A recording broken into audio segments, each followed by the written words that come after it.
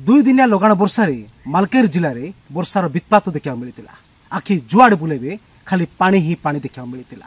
प्रति पोल उपरे 5 ରୁ 7 फुटर पानी प्रवाहित होता। वर्तमान मालकानगिरी ठारू सीमांत मटकू स्थिति एक प्रकार स्वाभाविक होइछि। सेहीपरि कालीमेला ठारू पड़िया मध्य स्थिति स्वाभाविक होइछि। प्रति पोल रे पानी कमिबारे लागिछि। तो वर्तमान बस मध्य जानबान यातायात करुछि। तो बन्यार एक प्रकार जो बन्या थिला छाड़ी जाइछि, किंतु लोककर दुख दुर्दशा धीरे धीरे बढ़िबार लागिछि। तो बन्या उजाड़ी दैछि लोकंक सुनार फसल उपरे।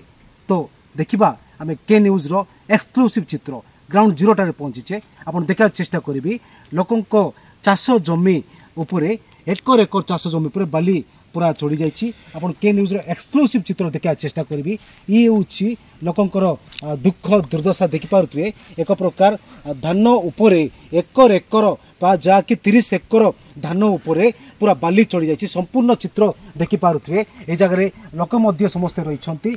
संपूर्ण सेमानकर सुनार फसल उपरे बाली पूरा चढ़ी जाइछि, जा कि से माने ऋण बाड़ी करे टंका करिके फाइनान्स करिके आनिथिले। समस्ते देखि पारुथि जगह मौसी से माने चासी माने बसिचंती। एक प्रकार चिंता रे पूरा देखि पारुथ्वे। गालोरे हाथ देख चिंता रे बसिचंती। तो केमिति आमे बंचिबू, संपूर्ण हमर सुनार फसल उड़ी जाइछि, केमिति बंचू एने सब चिंता रे अछंती। तो किछि लोक अछंती जगह देखिबा। भाई कोन कहबे जा कि बन्या आस्तिला सत्य एक प्रकार वर्षा छाड़ी जाइछि, जा कि 2 दिन लगाण वर्षार वित्पात देखा मिलता। वर्षा कमिछि, बन्या कमिछि, किंतु दुर्दशा एबे भी बढ़िया लागिछि। जा कि आमे देखुछु आपनकर चाष जमी उपरे एकर एकर चाष जमी धान चाष जमी उपरे बाली चढ़ी जाइछि। तो आपण केते चाष करथिले, केते एकर, तो केमिति सब देखुछन सब नै सब आज्ञा मोर ये 10 एकर जमी रो सब बाली चढ़ी जाइछि। आ गात भी आइछि पूरा ये आउ हमर आनितिलु से बैंक रो ऋण आ सब किछ एबे कोन करबी सेटा सुझाइबे से हम ये देखो। तो निहाती शुणी पारुथिले से बैंक रू पूरा पैसा बैंक ऋण करी आनिथिले एवं केमिति सुझिबो, केमिति पिलांको पाठ पढेबो से ने वर्तमान चिंता रे अछंती। तो आ जने भाई भाई अछन पचारिबा। भाई कोन कहबे जा कि वर्षार वित्पात 2 दिन लागि रहिथिला, जहाँकि आम देखिपुचे ग्राउंड जीरो के न्यूज तरफ आम ग्राउंड जीरो चित्र अनुध्यान करें, जहाँकि आपणकर एकर एकर चाष जमी ए जगह संपूर्ण बाली चढ़ी जाइछि। तो आप बैंक रु केते टंका आनिथिले आ केते जमी आपणकर नष्ट होइछि? मोर नदी साइड रे जमी थिला 4 एकर। मु 2 एकर धान करथिली आ 2 एकर राशि बुणिथिली। हेले वर्षा जगु मोर सबु धान एवं राशि फसल नष्ट हो जाइछि, सबु बाली पड़ी जाइछि।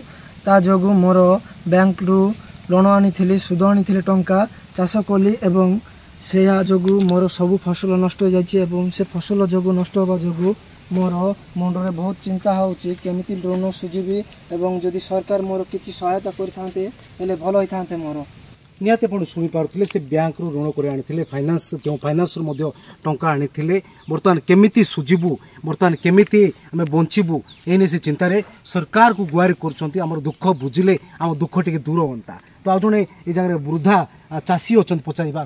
आज्ञा कोन कहबे जा कि वर्षार वित्पात लागि रहिथिला, तो आपण केमिति सब देखुछंती जा कि केते कष्ट करी ऋण बाड़ी करी पिलांको पाठ पढेबे, 2 पैसा चाष जमी आसिले आपण पिलांको पाठ पढ़ेबे आउ गुजराण मेंटेबे। वर्तमान सुनार फसल नष्ट हो जाइछि, तो केमिति देखुछन सब आपण?